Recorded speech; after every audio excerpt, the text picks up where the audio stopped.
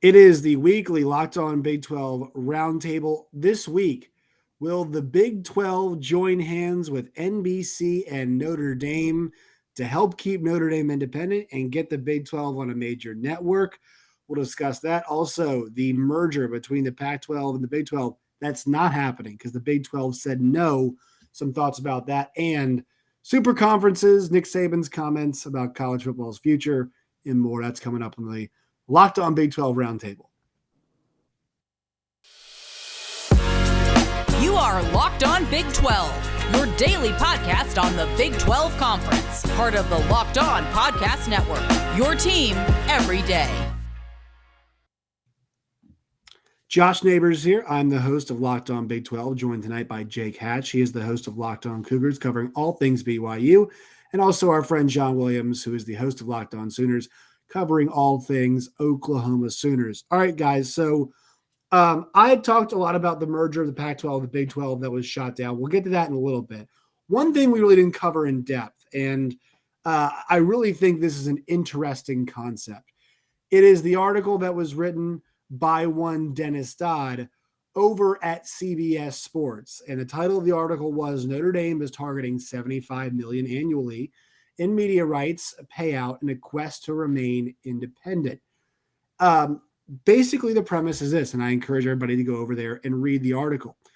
So Notre Dame wants to remain independent. That is their number one goal. It has been the number one goal for a long period of time. Obviously, pressure is going to mount.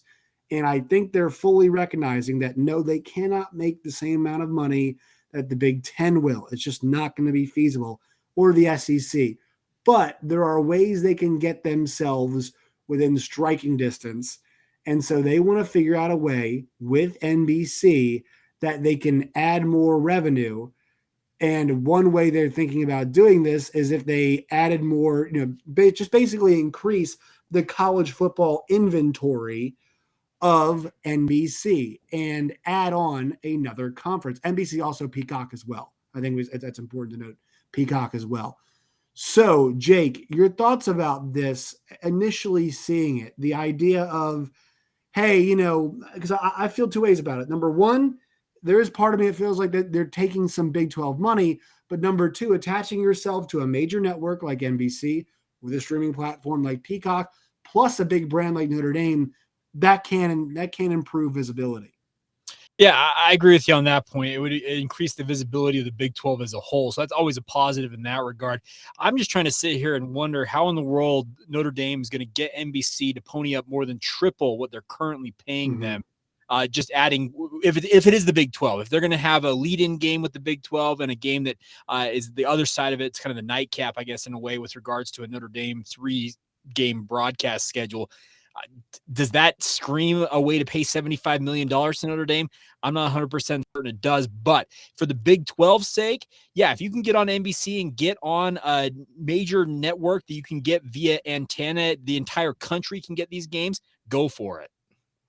Yeah, John, I think Jay brings up a great point. I think the idea here is, look, if Notre Dame, and I talked about some, but let's just say Notre Dame plays at noon, at 4, you get the noon Big 12 game, and I'm using Eastern times here because that's what TV execs deal in. Eastern time, you have a Big 12 game at noon. You have the Notre Dame game at 4, so you try not to have any overlap or anything, get a little pregame show in as well. And you have a Big 12 game maybe at 7:30, 8:30, any of those times. And also, maybe you put a game on USA Network.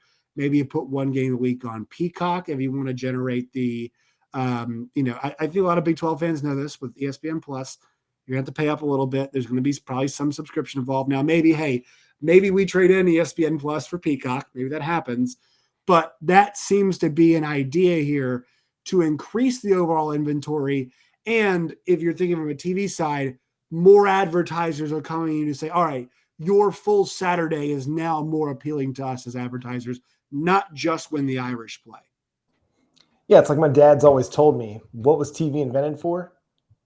Advertising. Ads. And that's what NBC is looking to do, is create more opportunities for advertisers to spend money on their network by putting their products in college football broadcasts. I think for the Big 12, this can make a lot of sense in several ways, that they don't tie themselves down necessarily to one network. much like the NFL has, broadcast across several networks. If the Big 12 is smart, and Brett Yormark seems to be a guy that knows his business, if he's able to, you can get games on Fox, on ESPN, on NBC. You diversify your network, coverage, but you get potentially more eyes on your football teams just in general. And I think that that's a good thing for the Big 12. I mean, for NBC, their cash cow is Notre Dame. And so they're going to eventually have to pony up this money for them. And I feel like they're probably going to have the avenues to make this work, knowing that they're also the big broadcast partner for the WWE. Mm-hmm. They're going to be able to figure out where the money comes from. I mean, Peacock is a huge streaming platform. It's not the best streaming platform. It's got a little bit of quirks to it, but I still think they're going to be able to figure out a way to get this money to Notre Dame so they themselves can continue to make the money. And if the Big 12 is smart, you guys have mentioned it, there's nothing wrong with kind of hitching your wagon to Notre Dame a little bit. I mean, it's right. one of the top brands in college football. And if you're, if they're telling you like, hey, Oklahoma State Baylor is coming on before Notre Dame, and then we got Texas Tech and BYU coming up after the fact, that's just going to create more intrigue and put more eyes on those games moving forward, and potentially even put more recruits' eyes on those games moving forward as well. I like the idea. I think it's creative on both sides. If this is something the Big 12 is actually exploring, and NBC as well, I like the creativity of it. I think it makes sense, to quote Bob Bowlesby. And I think it's something that they should figure out and make sure this is a way that this could happen, because I think it creates a uniqueness for the Big 12 if they're able to continue to have their stuff on Fox and on ESPN, and then you add NBC in there. That's something very unique that the Big 10 and the SEC won't have. Yeah, it's so, it's a great point that you can do so much worse than preempting a Notre Dame game, right? Like, there's a lot worse places you could be. I mean, yeah, if BYU versus Cincinnati is the noon opener for Notre Dame versus Navy, that's a rivalry that's never going to go away. Obviously, if you know the history of that, there is a massive it's a World War II tie. There's a reason why they play the game every single year. If you were to preempt, let's just say it's a 3:00 game, Iowa State versus Oklahoma State, right? Iowa State versus Baylor, Farmageddon even preempts your USC versus Notre Dame game, right? That's a good place to be also. So I think there's a lot of different ways, using, and people that, people were actually commenting on my video yesterday, like, guys, the Big 12 is not adding Notre Dame. Notre Dame is not joining the Big 12.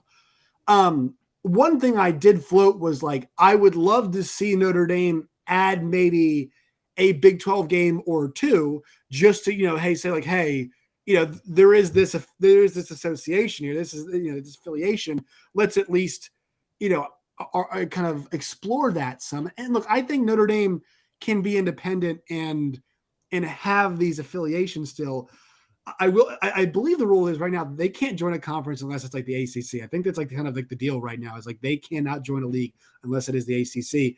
They play 5 games a year. The big question we talked about actually before we went on air, Jake, is, okay, what, is this going to be supplementary or is it going to be complementary rather to the money that they're making from the ACC? In 2020, they pulled down 30 some million from the ACC, whatever it is. I know they were joined that year because of COVID, whatever, but like they still do get a little bit of ACC network money. Is going to be a combination of both. How is this going to work? But, generally speaking, like hitching your wagon to that brand is a good idea.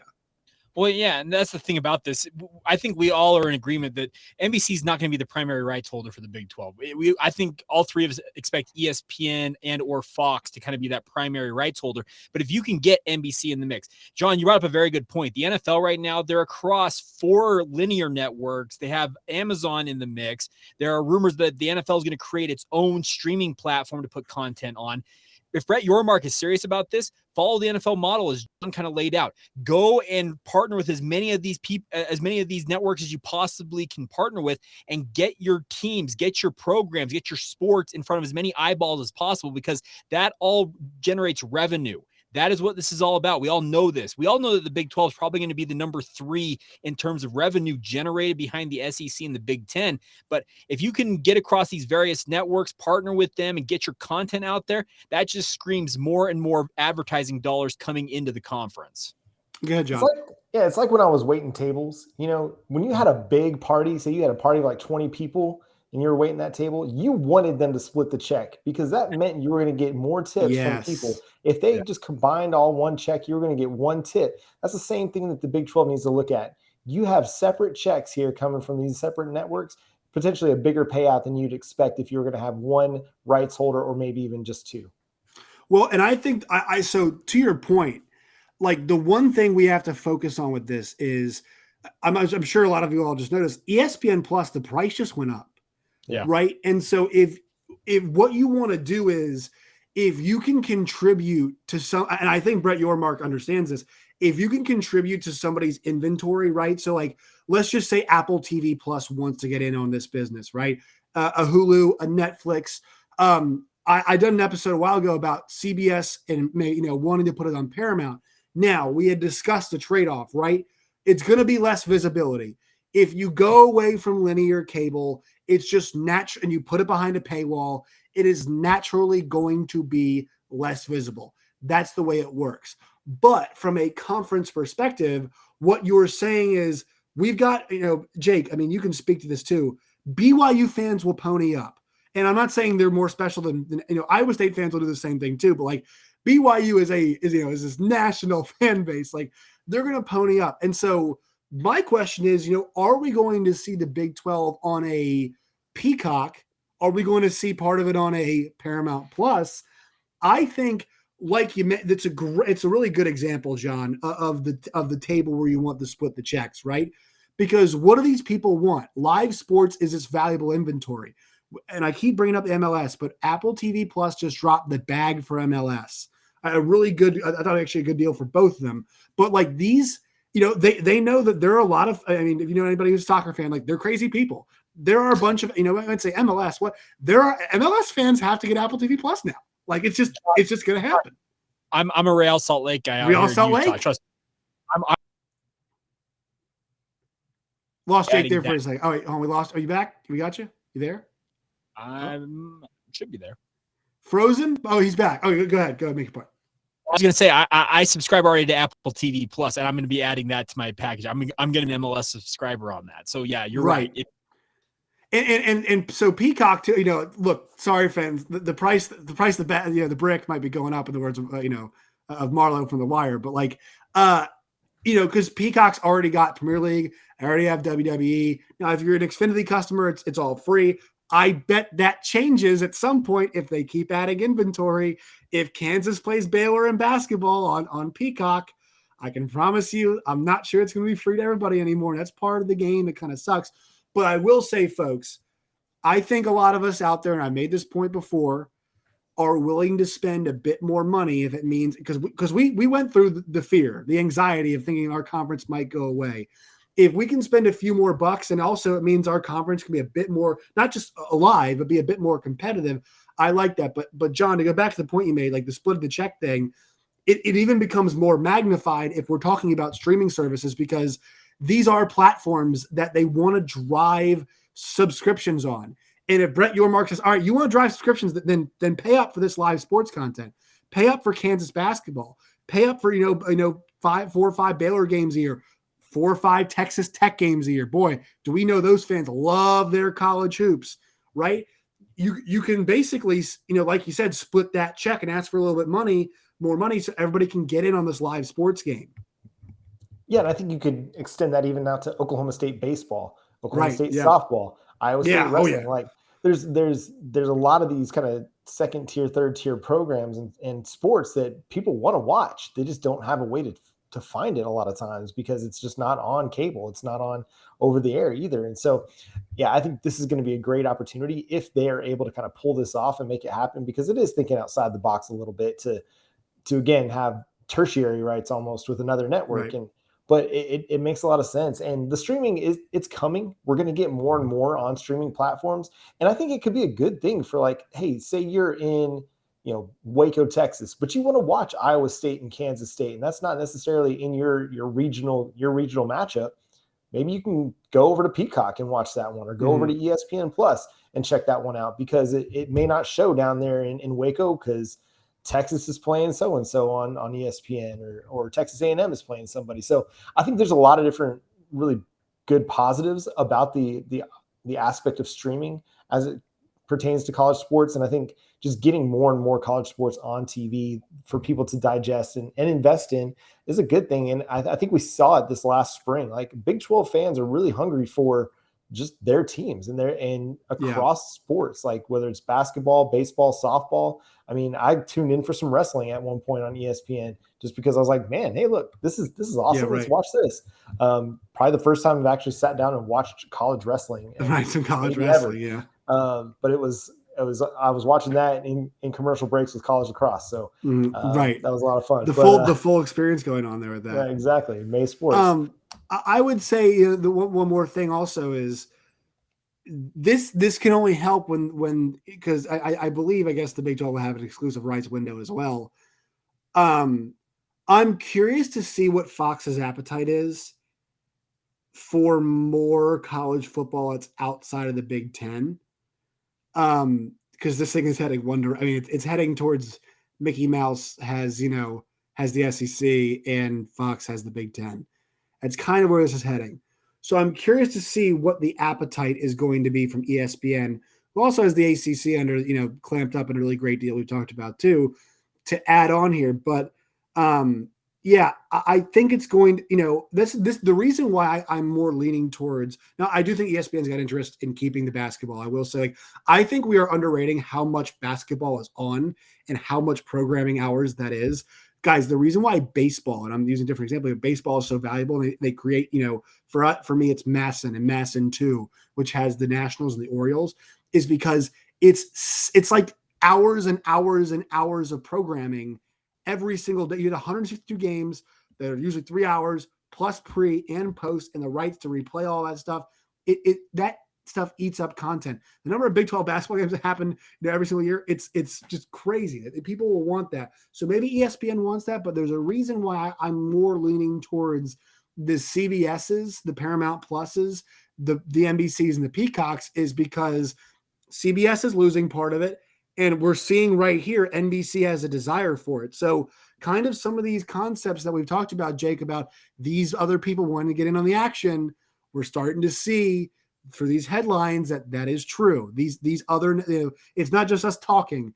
These networks do have an interest on getting in a live sports game, even if it's not all the way in college sports, especially, even if it's not all the way at the top, the Big 10 or the SEC.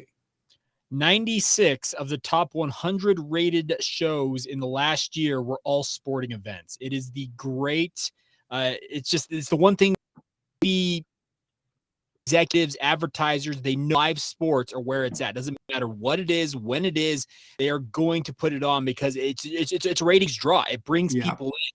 So that is going to be, I think, a big part of this. I'm all for if you want to partner with the streaming platforms, go for it. BYU TV, for example, they actually have one game right now as an independent with their ESPN deal. It gives them one game a year on BYU TV. Well, that one game that's on BYU TV is also available via simulcast on ESPN Plus. They just simulcast it, so people that maybe don't have BYU TV in their network or their cable package, they can hop in right away and watch that game if they want to out of market. I think that'd be a great thing to look at if you're the Big 12, like what John said. If you're in Waco and you want to watch Iowa State, West Virginia, for example, it's probably not in your geographic region, but if you hop on ESPN Plus or a Paramount or a Peacock where it's available and it's a simulcast, you can generate money coming and going on both ends. Yeah, I think it's be interesting to see what they do with these libraries, right? With the third tier rights, and also with some of the stuff they have saved up. It's a big conversation, right? A lot of these schools just have footage lying around, whether it be old interviews, whatever it is, old stuff. Like, do you create a BYU TV for each one of these schools? BYU TV has years and years worth of old football games that if you go to BYUtv.org, anybody right now, you can go to BYUtv.org and find games going back to the late 70s from BYU football. All these programs have that. Put it somewhere so people can go access it. People want to watch these great games from years past for their favorite programs. Make it available to them, because guess what? That's more advertising revenue coming in when they watch that. Yeah, and John, I think there's a good chance that maybe the third tier stuff we mentioned, maybe what you get is Pokes TV, right? And so it's something that they distribute, and it's their normal production of what they do normally at those games, right? But fans can pay for it, right? So you pay your university $5.99 a month, and it goes straight to them, so you can watch softball. Well, actually, I'm not even sure. Softball's getting so hot, folks, that I think the networks might want to keep the softball, baby. 2 hours, people love it. The ratings are better than the College World Series. I mean, the Women's College World Series outdid them again, so maybe I've been wrong on that. But things like baseball, things like wrestling, right? Things like swimming, track and field. $5.99 a month. It goes to support those programs that I know a lot of people are concerned about right now.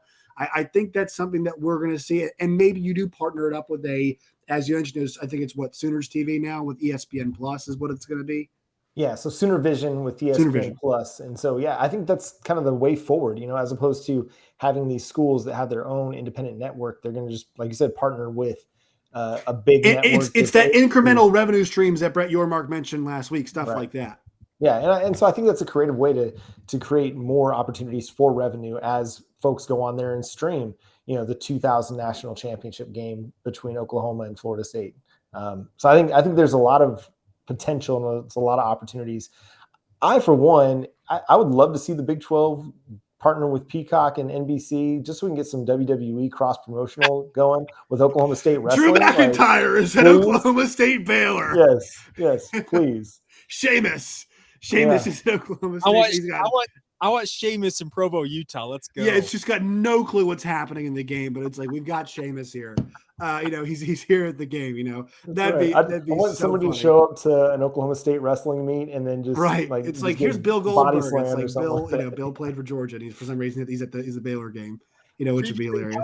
Sell this week is there is a cell suspended above the arena here. At Texas Tech tonight, and we put Otis inside of it, so that doesn't matter. All right, quick word from our sponsors, and we'll hit on the merger news that came today and get the guys' thoughts on that. Today's show is brought to you by Built Bar. Go to Built.com today. It's Built.com. I just got my Built Puffs that were the cookie dough bites, and also, guys, I got the ones that I think were s'mores too. I mean, I can't tell the difference because they're both just so freaking delicious. But you guys can go get those at Built.com today. It's Built.com. Use the promo code LOCK15, LOCKED15, LOCK15 for 15% off at Built.com. We got the Built Boost, Built Go, Built Bars, Built Puffs, everything you guys could want, they've got at Built.com today. All right, so I gave my thoughts on the news. The Big 12 said we're good, the Pac-12 merger. The story was from Stuart Mandel at ESPN that 3 options were being discussed. Pooling rights, scheduling, I don't want to use the word. We'll just call it an agreement, right? Because I know the dirty word that is alliance. That was on there. And then also full-on merger. Apparently the only one the Big 12 was interested in was a merger.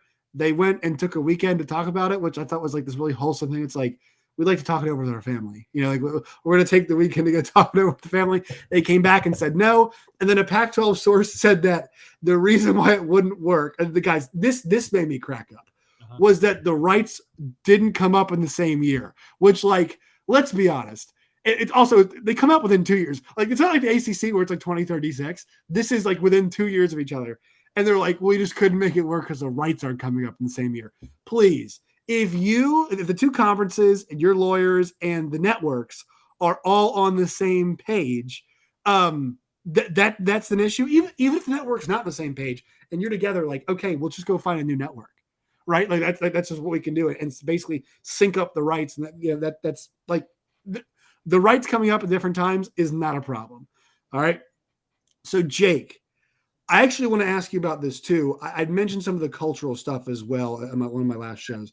There are Pac-12 schools that have in the past shown some hesitancy to partner up with the likes of BYU. I have said very clearly, like, if that bothers you, okay, great, you got your principles, but like, kill or be killed, man. Like, we cannot be doing the cultural differences thing to keep that. There are a lot of people on the Big 12 side who don't want the Pac-12 schools because they think they are liberal cesspools of awfulness. And which I also respond, like, I do not care at all. So I like the fact that the Big 12 can pick and choose teams, but you as somebody who covers BYU, do you still have some sour grapes, or are you all about the Benjamins like I am and don't care about all that other stuff?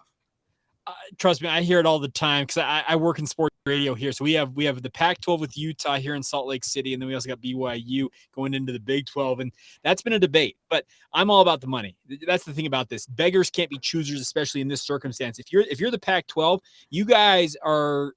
If you're, let's say, for example, if you're a Washington State or an Oregon State or a Cal right now, you are hoping, praying, begging that the Pac-10 stays together. The Oregon and Washington, Utah, Colorado, the Arizona schools all say, you know what, we're gonna stand pat, because if they don't, any of those schools, 2, 4, 6 of them jump, you're suddenly in a whole world of hurt because your conference is gone and you have to scramble to find a new home.